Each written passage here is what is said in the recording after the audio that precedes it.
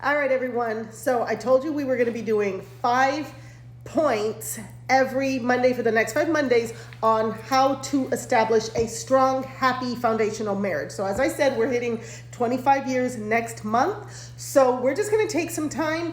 Now, we're going to go over these kind of quick. Bear with us. And if you're in a hurry, then maybe you got some problems in your marriage. You need to take some time to listen to some wisdom. But for those of you who care about having a happy, successful marriage, stick with us, all right?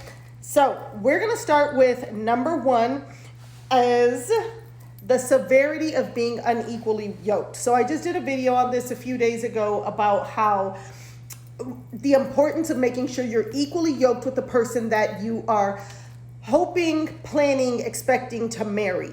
Make sure that both of you are in agreement on your faith. That is so important, and we'll expound on that later. But if you can't even agree on the basic tenets of your faith, that's a problem. You've got to be in agreement with that person. And so I would say, to add to what she said, a good friend of mine who's a pastor recently asked me about the term soulmate. And I told him I don't agree with soulmate because it's a soulish and worldly concept. I only agree with an equally yoked spirit mate. That's, y'all are equally yoked in the things of the spirit. That's what matters most. Yes. Not that your mind, your will, and emotions are yoked. It's not awful, but if you're not yoked correctly, spirit, the soul, and the flesh is going to steer you off course. It goes beyond looks and chemistry and Yes. personality compatibility. Absolutely. It's so much more than that. All right.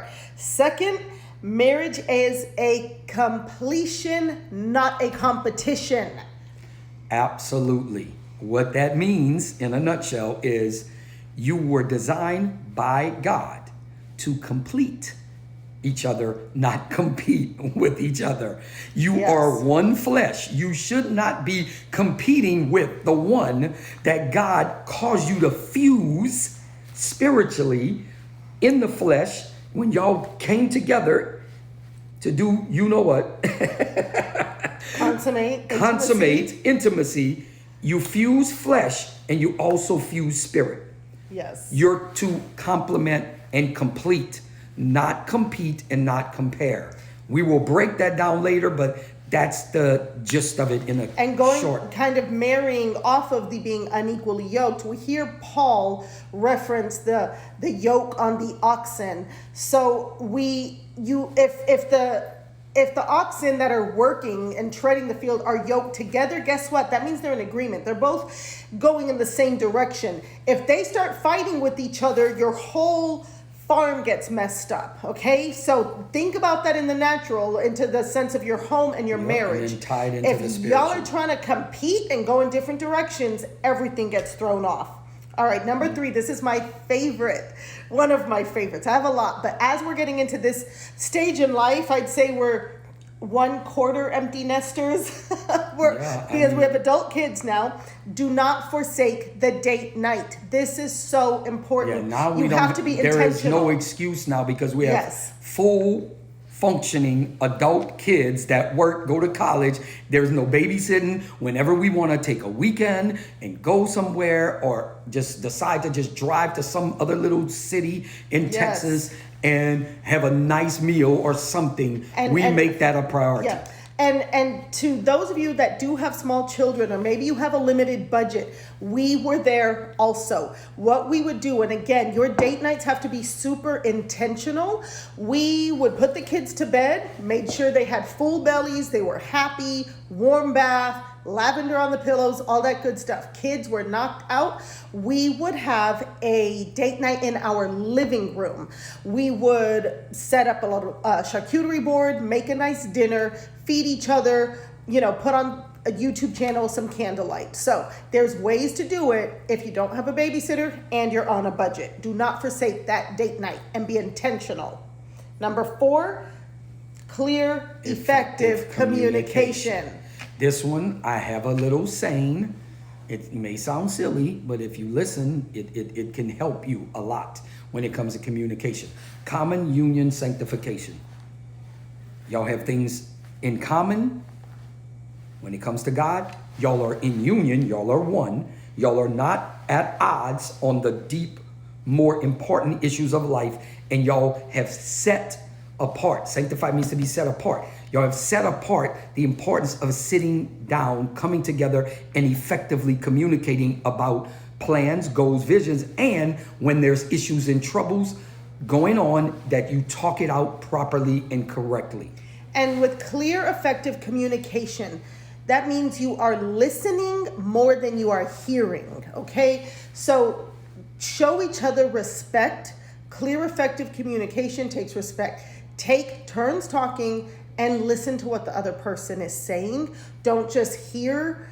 And what's the biggest one? Don't be preparing a rebuttal. Make sure you're listening to what your spouse is saying. Listen to the heart and listen to what they're really saying in between the lines, because sometimes they're speaking from a place of pain, and pain comes out as anger. So also learn you have to know your spouse, okay? Don't get easily offended.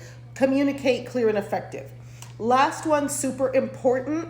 Love won't keep the marriage together. Love is not enough.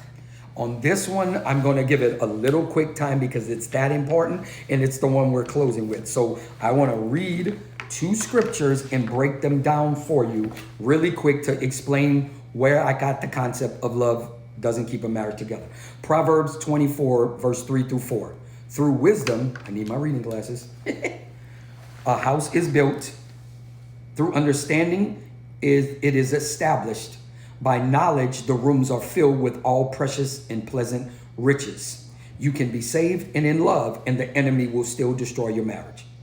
Two saved people, 2 people that say they love each other. But when you don't have wisdom, you don't have knowledge, and you don't have understanding, he can still literally wreak havoc in your marriage. So then the second one to tie in, well, what kind of wisdom do you need in order for you to have a established home, a solid marriage? We find that in James chapter 3, verses 13 through, I was going to read 16, but I'm going to go all the way down because it really is important to get the concept of this.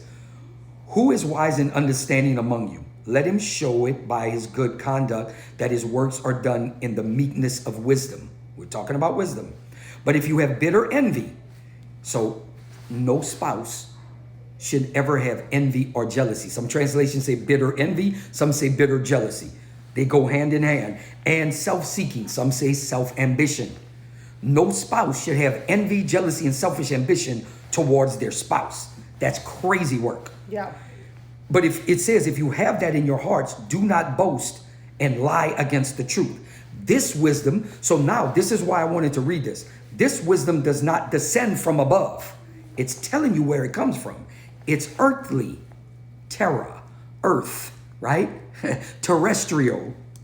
It's sensual, 5 senses, meaning you using wisdom based off of your 5 senses. And the final part, it's demonic.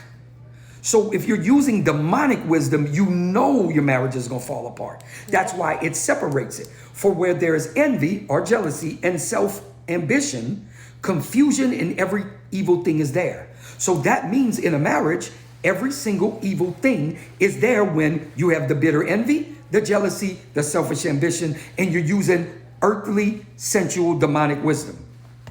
I'm about to close. But the wisdom that is from above is first pure, then peaceable, then gentle, willing to yield, full of mercy and good fruits, without partiality and without hypocrisy. So it gives you then, this is what wisdom from heaven actually looks like. Yes. And so all of these things, guys, follow us on YouTube. We're going to be doing full breakdowns on each one of these individually. Our YouTube handle is Speak Raw Truth. Subscribe. We'll also be doing these shorter videos here on Instagram, TikTok, and Facebook. All right. I'll link everything down below in the comments. Y'all have a good evening. We love y'all. We're praying for your marriages. 5 for 25.